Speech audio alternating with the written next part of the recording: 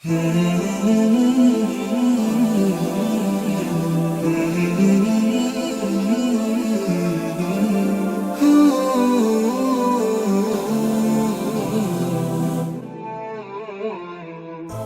يجدد في جمعية الدعوة نور، الدعوة للجميع. وعلى آله وصحبه أجمعين. Amma ba'd. Assalamualaikum warahmatullahi wabarakatuh. Mga kapatid sa Islam, nandito naman po tayo para magbigay ng Islamikong pagpapayo patungkol ito sa iisang nasyon. Opo mga kapatid, tayo po ay isa sa mga binabanggit ng Allah Subhanahu wa Ta'ala na meron po tayong iisang nasyon na tinatawag nating Ummah Wahida. Kaya ito ay paalala ng Allah Subhanahu wa Ta'ala. Kahit paiba-iba ang ating mga lahi, paiba-iba ang ating wika, kultura, o ano pa dyan, ngunit inuugnay po tayo sa iisang pananampalataya at layunin. Ganon din ang pagsamba natin kay Allah. Kailangan ay iisa. Para tayo gagawa ng kabutihan para lamang kay Allah Subhanahu wa Ta'ala. Kaya dito mga kapatid, isa sa mga pinakamagandang sinabi ng Allah Subhanahu wa Ta'ala, wa inna hadhihi ummatukum ummatan wahidah wa ana rabbukum fattakun wa taqattaw amrahum bainahum zubura kullu hizbin bima ladayhim farihun. Katulad ng sinabi ng Allah Subhanahu wa Ta'ala sa banal na Quran, sa sinabi niya, ang inyong pamayanan na ito ay iisang pamayanan at ako ang inyong Panginoon. Kaya ako lamang ang inyong katakutan, gayong paman. Nagkawatak-watak ang kanilang kalagayan sa kanilang pagitan sa mga sekta at bawat sekta ay nagagalak sa kung anong meron sa kanila. Kaya dyan sa sinabi ng Allah Subhanahu wa Ta'ala mga kapatid, ito po ang isa sa mga dapat nating bigyan ng diin. Kasi nga, dito, nagpapatunay na meron tayong iisang nasyon, iisang pamayanan. Na ito ay dapat matakot kay Allah Subhanahu wa Ta'ala. Na dapat lakasan natin ang ating mga pananampalataya. Kasi nga, maghahati-hati ang mga tao. At magkawatak-watak po mga kapatid.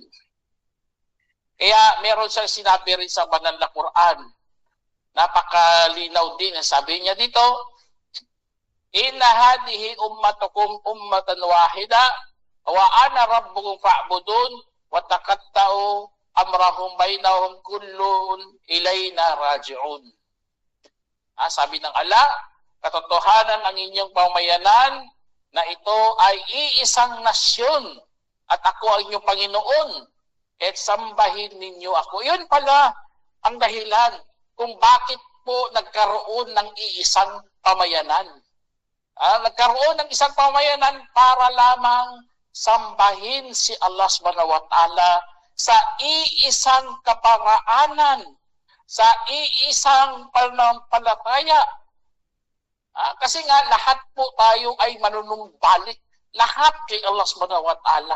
Kailangan babalik tayo kay Allah. Kailangan meron tayong pananampalataya. Kasi nga doon tayo babalik kay Allah Subhanahu wa Ta'ala. Kaya bilang iisang nasyon na gustong-gusto talaga ng Allah Subhanahu wa Ta'ala. Ngunit nagkawatak-watak lang po tayo. Dahil din yan sa kasalanan ng mga ibang nilalang. Kaya mayroong katanungan mga kapatid. Posible ba ang perpektong pagkakaisa bilang iisang nasyon? Ang sagot mga kapatid, oo, posible po yan. Napaka-posible magkakaroon ng iisang nasyon. ngunit doon na yun sa paraiso. Allahu Akbar. Ibig sabihin dito sa gusto ng Allah subhanahu wa ta'ala magkakaroon ng isang nasyon, pero hindi kaya kasi mga tao, pinili nila ang kanilang pagnanasa. Nagkagawa sila ng kasalanan, kaya gagawin ng Allah para mabuo ulit yun ang iisang nasyon. Sasalain ng Allah subhanahu wa ta'ala ang lahat ng mga mabubuti at lahat ng mga masasama doon sa araw ng pagkabangon. Kaya dahil doon mga kapatid, dahil sa na yun sa umma wahida ng Allah subhanahu wa ta'ala na gusto ng Allah. Kaya may mga tao talaga, isang pula lang, mga mapagtakwil, ayaw sumunod, suwail sa Panginoon. Kung gustuhin lang ng Allah subhanahu wa ta'ala, bibigyan talaga yan sila ng mga kayamanan, ginto, pilang, o ano pa dyan. Papatayuan pa nga sila dapat ng bahay. Pero ganun na ganun ang ng Allah, tadhana yan. Ganun ang pagka-design ng Allah subhanahu wa ta'ala. Kasi nga, ang tao, kailangan mayroon siyang mauunawaan na mayroon talagang iisang nasyon, isang pamayanan. Kaya na dapat mayroong iisang layunin, pananampalataya, puso at bangal, para magiging magkakapatid tayo. Ngunit hindi ito natupad din sa mundo. Kaya sariling sikap ang nangyayari sa mundo. Kaya utos, pero hindi tayo pinabayaan ng Allah. Inuutosan pa rin tayo na sumunod. Kailangan magpasakop. Kaya nagkaroon tayo ng iisang pagbati. Yun po pagsabi natin ng Assalamu alaikum. Kahit saan ka man mapadpad mga kapatid, iisang pagbati pa rin ang sasabihin mo. Pupunta ka sa China, Assalamu alaikum ka pa rin. Pupunta ka sa Saudi, ganun din. Pupunta ka sa Pinas, ganun din. Kahit sa Pilipinas, magkakaroon ng mga tribu-tribu doon. Ganun din ang iisang pagbati natin sa bawat isa. Mag-assalamu alaikum ka pa rin. Allahu Akbar. Yun, patunay na yun. At lalo na doon sa paraiso ng Allah, mag-iisang pagbati pa rin tayo doon. Katulad ng sinabi ng Allah, وَأُدْخِلَ الَّذِينَ آمَنُوا وَعَمِلُوا الصَّالِحَاتِ جَنَّاتٍ تَجْرِي مِنْ تَحْتِهَا الْأَنْهَارُ خَالِدِينَ فِيهَا بِإِذْنِ رَبِّهِمْ tahiyatuhum fiha salam.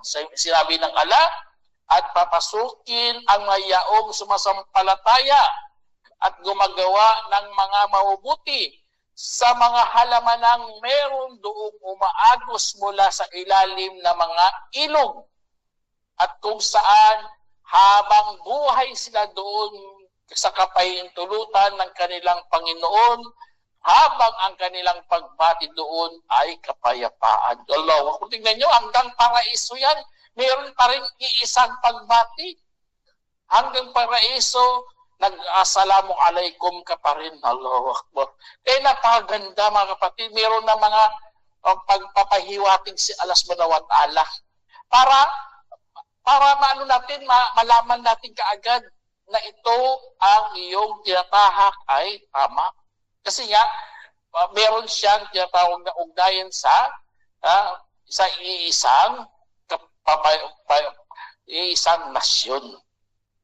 Kaya isa sa mga pinakamagandang halimbawa din mga kapatid, merong Allah subhanahu wa ta'ala sa iisang nasyon ay meron tinatawag na iisang pagsamba.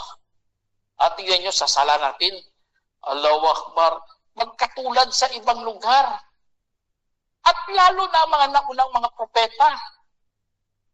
Kahit sila ang mga nauna, ang kanilang sala, kahit konti lang pagkakaiba, ganun na ganun din ang papatira pa rin mga kapatid. Hindi tataasan kamay parang Christian na style. Hindi ganun ang kanilang pananalangin mga kapatid. Kasi nga, yun ang isa sa mga patunay na meron talagang iisang pagsamba sa iisang nasyon. Allahu Akbar. Kaya meron din mga kapatid, iisang layunin din. Meron tayong iisang layunin. Na tayo, kailangan makilala natin ang Diyos. Ang pagbanggit mo lang ng la ilaha illallah, kahit saan ka man mapadpad, kapatid, ganon na ganon din ang sasabihin. Kasi nga, meron tayong iisang layunin. Ang layunin natin, ito ay para lamang kay Allah. Allahu Akbar. Katulad ng sinabi ng Allah subhanahu wa ta'ala sa Quran, sabi niya, فَإِنْ لَمْ يَسْتَجِيبُوا لَكُمْ فَاعْلَمُوا إِنْ أَنَّمَا أُنْزِلَ بِعِلْمِ اللَّهِ وَأَنَّ اللَّهَ وَأَنْ لَا إِلَهَ إِلَّا هُوَ فَهَلْ أَنْتُمْ مُسْلِمُونَ? Sinabi ng Allah, kaya kung sila tumugon sa inyo, kung gayon ay alamin ninyo na ito ay sadyang ipinababa gamit ang kaalaman ng Allah at walang Diyos maliban sa Kanya. Kaya kayo ba'y mga Muslim? Kaya dito mga kapatid, alamin ninyo na si Allah subhanahu wa ta'ala, walang Diyos maliban sa Kanya, kundi Siya lang mga kapatid. Kaya ganun na ganun po tayo sa iisang nasyon. Paghawakan natin talaga to kasi ito ang gusto ng Allah subhanahu wa ta'ala. Ito ang gusto niyang ituro sa atin na merong iisang nasyon. At maano mo rin, isa sa mga pinakaano mga kapatid, meron ding iisang wika para maunawaan natin ang bawat isa. Tingnan nyo, ang Arabic, kumalat talaga to sa halos sa buong mundo. Kung sino gustong matuto ng kaalaman, mag-aral ng wikang Arabo. Allahu Akbar, sa panahon na yun. Inadapt na lang yan ng English kasi nalalaman nila na kailangan magiging meron tayong universal language. Ang mga Muslim na una na dyan ang gamit pang ang Quran, wika ng Quran ng Arabic. Kaya yun nagpapakita talaga, nagbibigay hudyat na meron talagang iisang nasyon na gusto ng Allah subhanahu wa ta'ala. Kaya dahil doon mga kapatid, sa isang, isang pamayanan, ang Islam mga kapatid, meron talagang malakas na, meron talagang matibay na katibayan na ang ating kinakahak ay tamang landas. Kasi nga, kahit mga propeta, kinikilala natin lahat ng mga propeta. At ang lahat ng mga propeta ay magkapatid sa pananampalataya. Dahil doon mga kapatid, nagpapatunay talaga na mayroong iisang nasyon. At ang reliyon din, iisa din ang Islam. Allahu Akbar. Kaya tama talaga sinabi ng Allah, sabi niya, وَلَوْ شَاءَ اللَّهُ لَجَعَلَهُمْ أُمَّةً وَاحِدَةً وَلَكِنْ يُدْخِلَ مَنْ يَشَاءُ فِي رَحْمَتِهِ وَالظَّالِمُونَ مَا لَهُمْ مِنْ وَلِيٍّ وَلَا نَصِيرٍ. Sa sinabi ng Allah subhanahu wa ta'ala sa Quran, sinabi ng Allah, at kung gustuhin ni Allah ay talagang gawin silang isang pamayanan. Ngunit, papasukin niya ang sino mang kanyang nanaisin sa loob ng kanyang aawa. At ang mga mapag-api naman ay hindi mapasa kanila ang anumang tagapagtanggol at ni katulong. Kaya dyan sa sinabi ng Allah mga kapatid, lahat mo tayo dapat sa loob ng pagsamba kay Allah subhanahu wa ta'ala sa iisang nasyon. Kaya dahil sa sinabi ng Allah, meron din siyang ginawang mga pagsubok mga kapatid. Na pagsubok yun, dapat sumunod ka. Pero may mga tao talaga ng mga mapag-api sa kanilang mga sarili. Gumagawa sila ng mga kasalanan. Kaya dahil doon, wala silang mga tagapagtanggol at katulong. Kasi hindi nila sinunod ang pagsambay. Pagsamba na yun po ang iisang nasyon. Para kasali ka doon sa iisang nasyon. Hindi nila sinunod. Sinunod lang nilang kanilang pitaya. Kaya audibillah sa mga tao ngayon mga kapatid. Kaya sa sa Quran nga Ang Quran, ang ummah, may mga kahulugan. Una-una dyan ang ating alam na pamayanan. Yun, isa sa mga kahulugan yun ng ummah.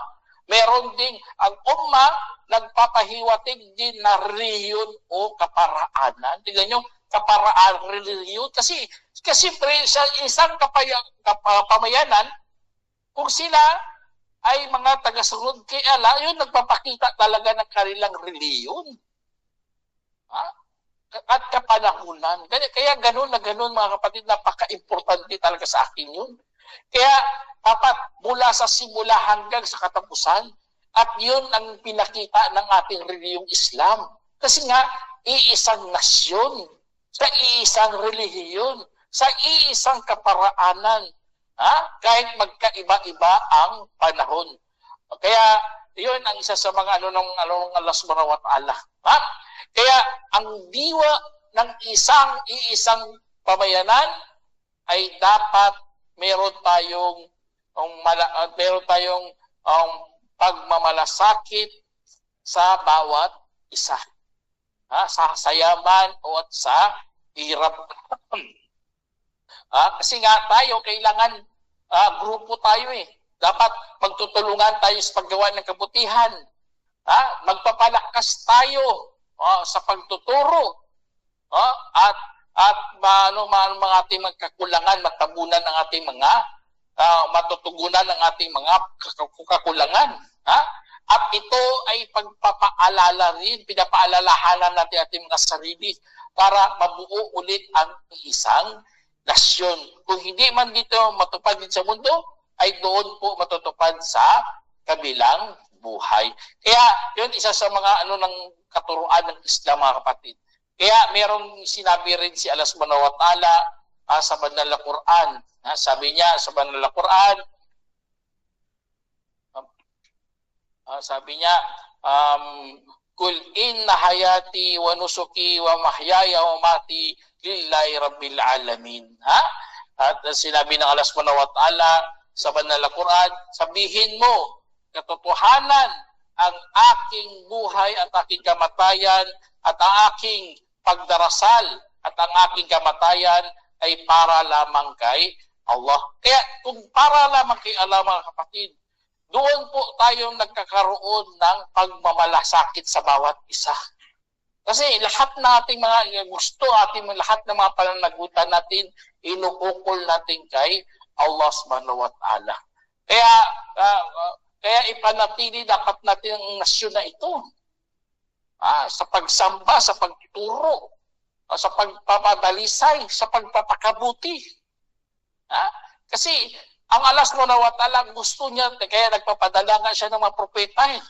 Nagpapadala din siya mga tagapagbabala, katulad ng sinabi ng Allah, Kana nasu ummatan wahida, faba'atha Allahu nabiyyina mubashirina wa mundhirin, wa anzala ma'ahumul kitaba bil haqq liyahkuma bainan nasi fima ikhtalafu fi.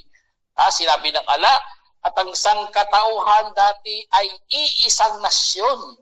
At saka nagpadala ang Allah ng mga propeta bilang tagapagbalita ng magaganda at mga tagapagbabala na ibinaba kasama nila na ang kasulatan ng may katotohanan. Tingnan niyo, gano'n na gano'n ang Allah subhanahu wa ta'ala. Sa gusto niya talagang mga tao ay magabayan. Gusto niya talagang tao ay nasa tamang landas.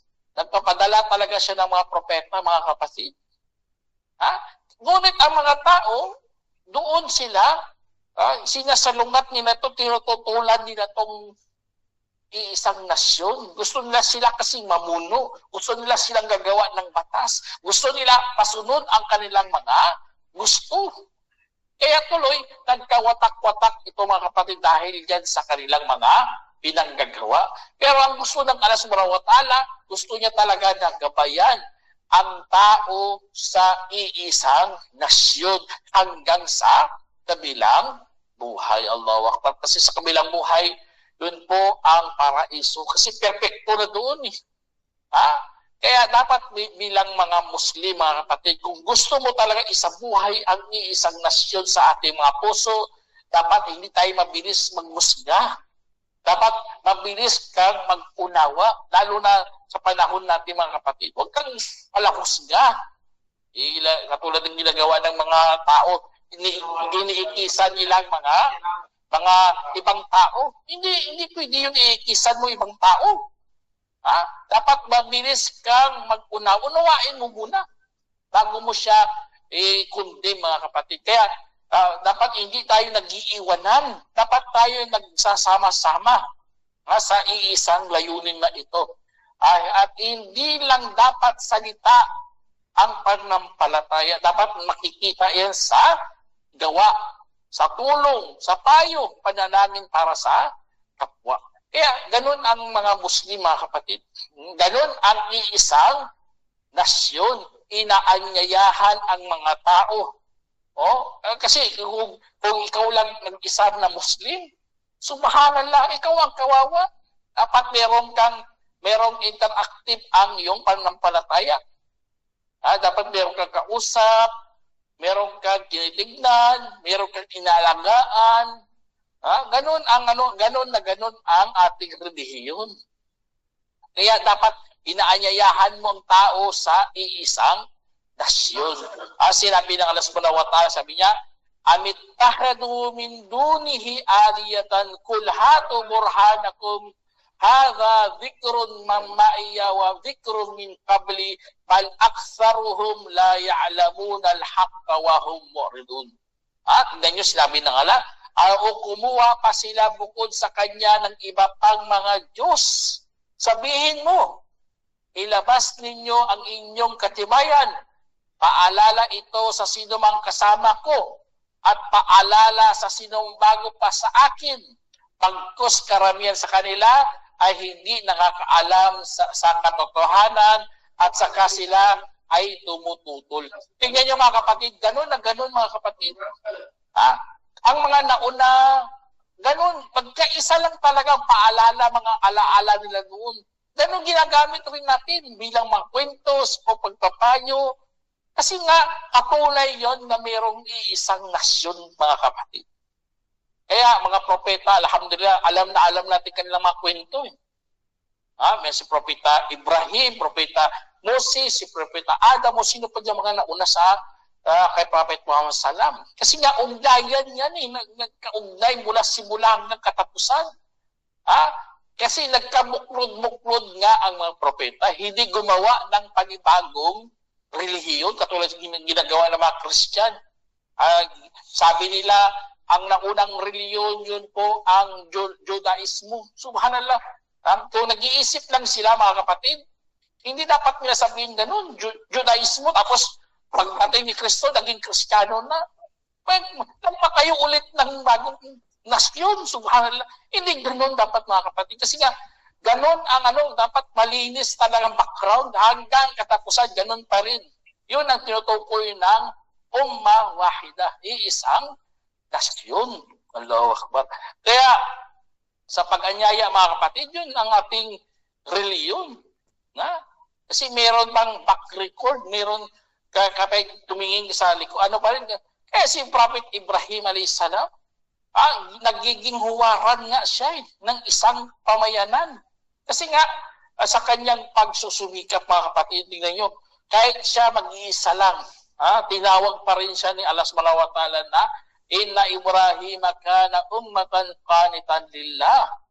Walam yakun minal musyrikin syakiran li an'umi.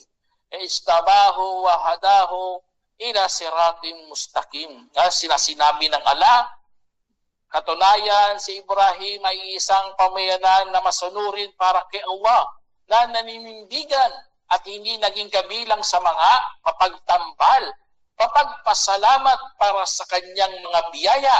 Pinili siya at ginabayan patungo sa tamang landas. Allahu Akbar. Kaya ganun na ganun. Talaga si Propeta Ibrahim. Ginawa siyang sa tamang landas. Kaya huwag tayong mga kapatid, huwag tayong pabaya. Dapat ganun din gayahin natin si Propeta Ibrahim. Kasi ang ginawa niya nagiging isang pamayanan. Kaya ngunit, mga kapatid, ang Allah subhanahu wa ta'ala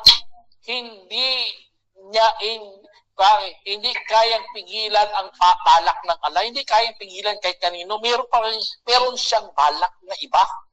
Gusto niya iisang nasyon tayo. Pero meron din siyang ibang balak. Ang balak niya ay bigyan tayo ng kalayaan. Hindi tayo pipilitin ng Allah. Kasi nga, ang pananampalataya, kung taos-puso, o kaya kusang loob na ginawa, Allahu Akbar, yun ang pinakamainam sa lahat. Yun ang gusto ng Allah, kumugsa po tayo. Ngunit may mga tao talaga na gagawa ng mga kasamaan. Katulad dito sa sinabi ng Allah, sabi niya, kung ninais ng Allah ay sadyang gawin niya kayong iisang pamayanan, ngunit ililigaw niya ang sinumang kanyang nanaisin at gagabayan ang sinumang kanyang nanaisin at tiyak na ang tatanungin nga kayo hinggil sa dati ninyong mga pinanggagawa. Kaya meron pa purpose ang araw maghukom. Yun pala, isa sa mga kasi meron pagsubok eh. Gusto niya makita ang kanyang mga pamayanan, gusto niya makita ang kanyang mga alipin. Kaya ginagalang natin ang tinatawag na mga tinatawag na opinion ng tao, mga kapatid. Pero hindi natin ginagalang ang kanyang mga masasamang gawa. Kung hindi mo kaya, pagsabihan mo lang. Yun lang sa Islam. Kung hindi mo kaya maguhit, pagsabihan mo. Kung hindi mo kaya pagsabihan, isa puso mo. At yun ang pinakamahinang pananampalataya. Allahu Akbar. Kaya hindi natin sasabihin na hindi natin kaayon ay kalaban yun.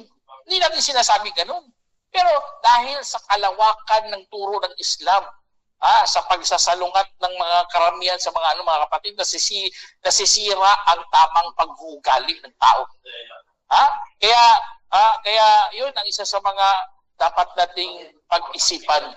Yun ang isa sa mga dapat pag-aralan ng mga Muslim. Kaya ang tadhana ng Allah subhanahu wa ta'ala sa iisang pamayanan, mga kapatid, kahit nasa kaalaman na yan ng Allah, na ito ang kanyang nais, tayo'y gagawing mga iisang nasyon, iisang pamayanan, ngunit nauna na ang kanyang mga itinadhana para sa tao, mga kapatid. Yun ang tinatawag nating kadar kauniya, tinatawag nating universal sa pagtatakda. Kasi ang mga utos ng Allah subhanahu wa ta'ala, yun po ang kanyang gabay, pero hindi tayo pipilitin doon. Yun ang kanyang kadar, tinatawag na syar'i, o mga legal, o mga batas ng Allah. Pero mananagot lang tayo sa ating mga pipiliin. Kasi nga ang ng Allah subhanahu wa ta'ala, meron na siyang pangako eh. Alam niyo anong pangako ng Allah subhanahu wa ta'ala sa mga tao? Itong nakakatakot kasi karamihan sa ibang mga tao hindi nila to alam eh. Katulad ng sinabi dito ng Allah subhanahu wa ta'ala, sabi niya, "Walau syaa rabbuka laja'alan nasa ummatan wahida wala yazaluna mukhtalifina illa man rahima rabbuka liwalidhalika khalaqahum wa tammat kalimatu rabbika la'amla anna jahannama minal jinnati wan nas ajma'in." Sa sinabi ng Allah, at kung ninais sana ng iyong Panginoon ay talagang gawin niya ang mga tao bilang iisang pamayanan at hindi sila magsisitigil na magkakaiba maliban sa sinumang kaawaan ng iyong Panginoon. At gayon din, nilikha sila na naging ganap ang salita ng iyong Panginoon. Talagang aking pupunuin ang impyerno mula sa mga engkanto at tao na magkakasama. Yun palang pangako ng Allah. Subhanallah. Kung kung isip-isipin mo talaga, mayroon na pala siyang nasabi na pupunuin niya ang impyerno mula sa engkanto at mga tao na magkakasama. Kaya nagkakaroon ng tinatawag na kabuluhan ang ating pagsamba sa ating pagpapasakop bilang iisang pamayanan. Kasi kung hindi ganito mangyari sa mga kapatid, aanhin mo pagsamba, di ba? Nasamba ka tapos wala namang palang paparusahan. Aanhin mong batas. Wala namang paparusahan sa mga masasama. Ganun yung nangyari. May mga gumagawa ng pagnanakaw, hindi maparusa-parusahan. Kaanin mo yung batas na yan. Ha? Walang silbi yan. Kawawa lang ang mga nandyan. Katulad din dito mga kapatid sa sinabi ng Allah. Ha? Meron ng iisang nasyon. Pero hindi nagiging ganap na iisang nasyon dito sa mundo kasi nga may mga tao talaga na sutuway, may mga sutil, gagawa ng mga kalokohan, kabuktutan. Minsan nga, nililihis pa nilang tamang landas. Kaya ang pangako ng Allah ay matutupad. Napupunuin niya ang impyerno mula sa mga ingkanto at tao na magkakasama. Kaya audubillah mga kapatid, sa mga tao, hindi nila tinuturing ng ang kanilang mga sarili sa pagsamba kay Allah subhanahu wa ta'ala. Kasi nga, mapapurusahan lamang sila. Inshallah, sana meron kayong napulot ang aral mga kapatid.